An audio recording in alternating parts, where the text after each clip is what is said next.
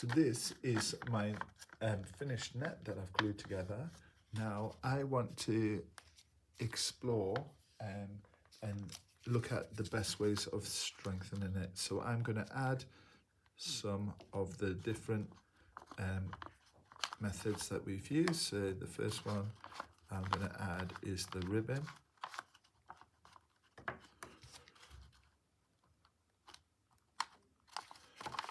The second one I'm going to add is the laminating. So I think it's important for you guys to decide which method you find the easiest. Okay, so I definitely found laminating the easiest to do because you're just sticking layers upon layers. The second was the ribbing, which was also quite easy to do. I've got to admit that the corrugation was, I found, extremely tricky because you're trying to get those folds that are the right size.